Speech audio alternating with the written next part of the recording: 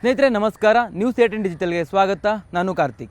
ರಾಜ್ಯ ಸಂಪುಟ ವಿಸ್ತರಣೆಗೆ ಸಂಬಂಧಪಟ್ಟಂತೆ ಯಾವಾಗ ಆಗತ್ತೆ ಅನ್ನುವಂಥ ಒಂದು ಕುತೂಹಲ ಎಲ್ಲರಲ್ಲೂ ಕೂಡ ಇತ್ತು.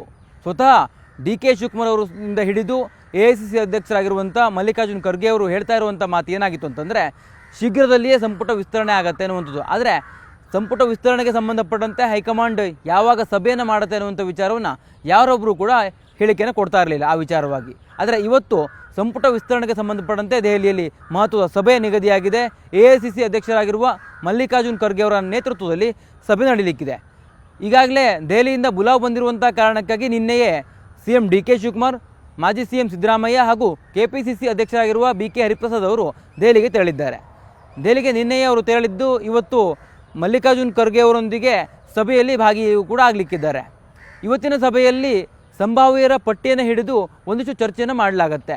2028ರ ಚುನಾವಣೆಯಲ್ಲಿ ಯಾರನ್ನು ನಾವು ಇಟ್ಕೊಂಡ್ರೆ, ಅಂದರೆ ಸಚಿವ ಸ್ಥಾನದಲ್ಲಿ ಯಾರನ್ನು ಇಟ್ಕೊಂಡ್ರೆ ಅದು ಪಕ್ಷಕ್ಕೆ ಅನುಕೂಲ ಆಗುತ್ತೆ, ಸಂಪುಟವನ್ನು ಯಾವ ರೀತಿಯಾಗಿ ವಿಸ್ತರಣೆ ಮಾಡಬೇಕು, ಪ್ರಾದೇಶಿಕವಾರು ಯಾರಿಗೆ ಅವಕಾಶವನ್ನು ಕೊಡಬೇಕು, ಯಾವ ಭಾಗಕ್ಕೆ ಹೆಚ್ಚಿನ ಅವಕಾಶವನ್ನು ಕೊಡಬೇಕು, ಪಕ್ಷ ಬಲವರ್ಧನೆಯನ್ನು ಮಾಡುವಂಥ ನಾಯಕರು ಯಾರು ಯಾವೊಬ್ಬ ಶಾಸಕ ಪಕ್ಷಕ್ಕೆ ಅನುಕೂಲಕರವಾಗುವ ರೀತಿಯಲ್ಲಿ ಪಕ್ಷ ಸಂಘಟನೆಯಲ್ಲಿ ದುಡಿತಾ ಇದ್ದಾರೆ ಅಂಥವ್ರನ್ನು ಗುರುತಿಸಿ ಸಂಪುಟದಲ್ಲಿ ಸ್ಥಾನವನ್ನು ಕೊಡಲಾಗತ್ತೆ ಅಂತ ಹೇಳಲಾಗ್ತಾ ಇದೆ.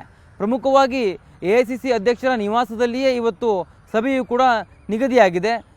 ಆ ಸಭೆಯಲ್ಲಿ ಯಾವ ರೀತಿಯಾಗಿ ಚರ್ಚೆ ಆಗುತ್ತೆ ಅಂತಂದರೆ, ಸಿದ್ದರಾಮಯ್ಯನವರು ಕೊಡುವಂತಹ ಪಟ್ಟಿ ಇರ್ಬೋದು, ಹಾಗೆ ಈಗ CM ಆಗಿರುವಂಥ DK ಶಿವಕುಮಾರ್ ಅವರು ಕೊಡುವಂಥ ಪಟ್ಟಿ ಇರ್ಬೋದು, ಹಾಗೆ KPCC ಅಧ್ಯಕ್ಷರಾಗಿರುವಂತಹ BK ಹರಿಪ್ರಸಾದ್ ಅವರು ಹೇಳುವಂತಹ ಹೆಸರುಗಳನ್ನು ಉಲ್ಲೇಖ ಮಾಡಿಟ್ಕೊಂಡು ಅಲ್ಲಿ ಚರ್ಚೆಯನ್ನು ಮಾಡಲಾಗತ್ತೆ. ಅಂತಿಮವಾಗಿ ಕಾಂಗ್ರೆಸ್ನ ಹೈಕಮಾಂಡ್ ಇನ್ನೊಂದು ಸಭೆಯನ್ನು ಮಾಡಿ ಒಂದು ಅಂತಿಮವಾಗಿರುವಂಥ ಸಚಿವರ ಪಟ್ಟಿಯನ್ನು DK ಶಿವಕುಮಾರ್ ಅವರಿಗೆ ಕಳಿಸ್ಕೊಡುತ್ತೆ. ಅದಾದ ನಂತರದಲ್ಲಿ ಅದು ರಾಜ್ಯಪಾಲರಿಗೆ ರವಾನೆ ಆಗುತ್ತೆ. ರಾಜ್ಯಪಾಲರಿಂದ ಅನುಮೋದನೆ ಆದ ಬಳಿಕ ಪ್ರಮಾಣ ವಚನವನ್ನು ಯಾವಾಗ ಸ್ವೀಕಾರ ಮಾಡಬೇಕು ಅನ್ನುವಂಥ ಒಂದು ದಿನಾಂಕವನ್ನು ಕೂಡ ನಿಗದಿ ಮಾಡಲಾಗತ್ತೆ.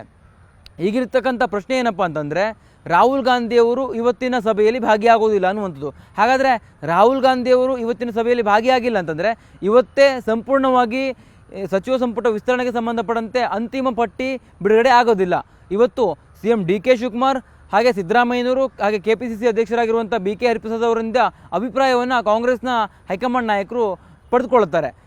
KC ವೇಣುಗೋಪಾಲ್ ಇರಬಹುದು, ಹಾಗೆ ಸುರ್ಜೇವಾಲಾ ಅವರು ಕೂಡ ಇವತ್ತಿನ ಸಭೆಯಲ್ಲಿ ಉಪಸ್ಥಿತರಿರ್ತಾರೆ. ಈ ಒಂದು ಸಭೆಯಲ್ಲಿ KC ವೇಣುಗೋಪಾಲ್ ಹಾಗೂ ಸುರ್ಜೇವಾಲಾ ಅವರು ಈ ಮೂವರಿಂದ ಅಭಿಪ್ರಾಯವನ್ನು ಸಂಗ್ರಹಿಸ್ತಾರೆ. ಅದಾದ ಬಳಿಕ AICC ಅಧ್ಯಕ್ಷರೊಂದಿಗೆ ಈ ಎಲ್ಲ ಚರ್ಚೆಗಳನ್ನು ಆಧರಿಸಿ ಇನ್ನೊಂದು ಸಭೆಯನ್ನು ಕೂಡ ಮಾಡ್ತಾರೆ. ಆ ಒಂದು ಸಭೆಯಲ್ಲಿ ಬಹುತೇಕವಾಗಿ ಅಂತಿಮ ಒಂದು ಆಯ್ಕೆ ಪ್ರಕ್ರಿಯೆಯು ಕೂಡ ನಡೆಯುತ್ತೆ. ಅಂತಿಮವಾಗಿ ಯಾರನ್ನು ಆಯ್ಕೆ ಮಾಡಬೇಕು ಅನ್ನುವಂಥ ಒಂದು ಸಂಭಾವ್ಯರ ಪಟ್ಟಿಯನ್ನು ಇಟ್ಕೊಂಡು ರಾಹುಲ್ ಗಾಂಧಿಯವರೊಂದಿಗೆ ಅಂತಿಮವಾಗಿರುವಂಥ ಚರ್ಚೆಯನ್ನು ನಡೆಸಿ ಕಾಂಗ್ರೆಸ್ ಹೈಕಮಾಂಡ್ ಒಂದು ಸ್ಪಷ್ಟವಾಗಿರುವಂಥ ನಿರ್ಧಾರಕ್ಕೆ ಬರುತ್ತೆ. ಸಾಕಷ್ಟು ದಿನಗಳಿಂದ ಕಾಯ್ತಾ ಇದ್ದರು ಯಾವಾಗ ಸಂಪುಟ ವಿಸ್ತರಣೆ ಆಗುತ್ತೆ ಅನ್ನುವಂಥದ್ದು. ಅಂದರೆ ಸಚಿವಾಕಾಂಕ್ಷಿಗಳಿಗೂ ಕೂಡ ಕುತೂಹಲ ಇತ್ತು, ಕಾತುರತೆ ಇತ್ತು, ಯಾವಾಗ ಆಯ್ಕೆ ಮಾಡ್ತಾರೆ, ಯಾವಾಗ ವಿಸ್ತರಣೆ ಆಗತ್ತೆ, ನಾವು ಸಚಿವರಾಗೋದು ಯಾವಾಗ ಅನ್ನುವಂಥ ಒಂದು ನಿರೀಕ್ಷೆಯಲ್ಲಿದ್ದರು. ಅದರ ಜೊತೆಗೆ ಕರ್ನಾಟಕದಲ್ಲಿ ಬರ ಹಾಗೂ ನೆರೆಯೂ ಕೂಡ ಇದೆ. ಈ ಎರಡು ಕಾರಣಕ್ಕಾಗಿ ಸಂಪುಟ ವಿಸ್ತರಣೆ ಅನಿವಾರ್ಯತೆಯೂ ಕೂಡ ಇತ್ತು. ಸಾಕಷ್ಟು ಸಂಖ್ಯೆಯಲ್ಲಿ ಪರಿಹಾರ ಕಾರ್ಯಕ್ರಮಗಳನ್ನು ಕೂಡ ನಡೆಸಬೇಕಾಗಿದೆ. ಈಗಾಗಲೇ ಬರಪೀಡಿತ ಪ್ರದೇಶಗಳಲ್ಲಿ ಜನ ತತ್ತರಿಸಿ ಹೋಗಿದ್ದಾರೆ, ಹಾಗೆ ನೆರೆಪೀಡಿತ ಪ್ರದೇಶದಲ್ಲಿಯೂ ಕೂಡ ಜನರಿಗೆ ಸಾಕಷ್ಟು ಸಮಸ್ಯೆಗಳಾಗಿದೆ. ಈ ಎಲ್ಲ ಕಾರಣಗಳಿಂದಾಗಿ ಉಸ್ತುವಾರಿಗಳನ್ನು ನೇಮಕ ಮಾಡಬೇಕಿತ್ತು. ಈಗಾಗಲೇ ಉಸ್ತುವಾರಿಗಳನ್ನು ಇರುವಂಥ ಸಚಿವರಲ್ಲಿಯೇ ಹಂಚಿಕೆ ಮಾಡಲಾಗಿದೆ ಪ್ರತಿಯೊಂದು ಜಿಲ್ಲೆಗೆ.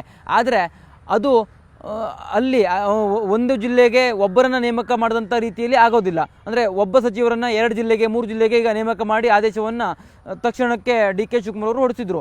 ಆದರೆ ಅದು ಅಷ್ಟು ಪರಿಣಾಮಕಾರಿಯಾಗಿ ಕೆಲಸ ಮಾಡೋದಕ್ಕೆ ಸಚಿವರಿಗೂ ಕೂಡ ಸಾಧ್ಯ ಆಗೋದಿಲ್ಲ. ಈ ಒಂದು ಹಿನ್ನೆಲೆಯಲ್ಲಿ ಸಂಪುಟವನ್ನು ವಿಸ್ತರಣೆ ಮಾಡಿ ಎಲ್ಲ ಜಿಲ್ಲೆಗಳಿಗೆ ಉಸ್ತುವಾರಿಯನ್ನು ನೇಮಕ ಮಾಡುವಂಥದ್ದು, ಜೊತೆಗೆ ಆಯಾ ಇಲಾಖೆಗಳ ಕಾರ್ಯವೈಖರಿಗಳೇನಾಗಬೇಕಿತ್ತಲ್ಲ ಅದಕ್ಕೆ ವೇಗವನ್ನು ಕೊಡುವಂಥ ಕೆಲಸವೂ ಕೂಡ ಆಗಬೇಕಿತ್ತು.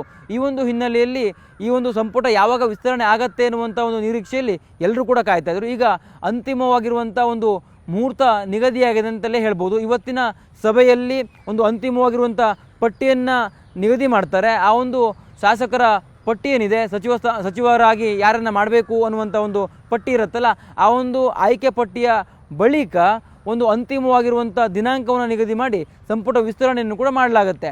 ಒಟ್ಟಾರೆಯಾಗಿ ಇವತ್ತು ದೆಹಲಿಯಲ್ಲಿ ನಡೀತಾ ಇರುವಂಥ ಕಾಂಗ್ರೆಸ್ನ ಹೈಕಮಾಂಡ್ ಮೀಟಿಂಗ್ ಏನಿದೆ, ಇವತ್ತಿನ ಮೀಟಿಂಗ್ ಭಾಳ ಮಹತ್ವವನ್ನು ಪಡೆದುಕೊಂಡಿದೆ.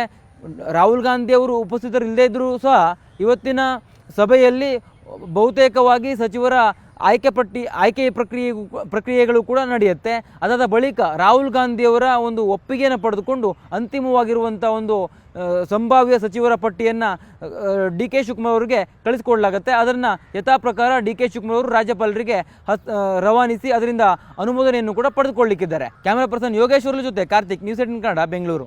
ನಿರ್ಭೀತ, ನಿಷ್ಪಕ್ಷಪಾತ, ವಿಶ್ವಾಸಾರ್ಹ ಸುದ್ದಿಗಳಿಗೆ ಮತ್ತೊಂದು ಹೆಸರಾಗಿರುವ ನ್ಯೂಸ್ 18 ಕನ್ನಡ ಈಗ ಆಪ್ನಲ್ಲೂ ಲಭ್ಯವಿದೆ. ದಯವಿಟ್ಟು ಇಲ್ಲಿರುವ QR ಕೋಡ್ ಸ್ಕ್ಯಾನ್ ಮಾಡಿಕೊಂಡು ಆಪ್ ಡೌನ್ಲೋಡ್ ಮಾಡೋದಕ್ಕೆ ಮರಿಬೇಡಿ. ನಿಮ್ಮ ಬೆಂಬಲ ಹೀಗೆ ಸದಾ ನಮ್ಮೊಂದಿಗಿರಲಿ. ಧನ್ಯವಾದ.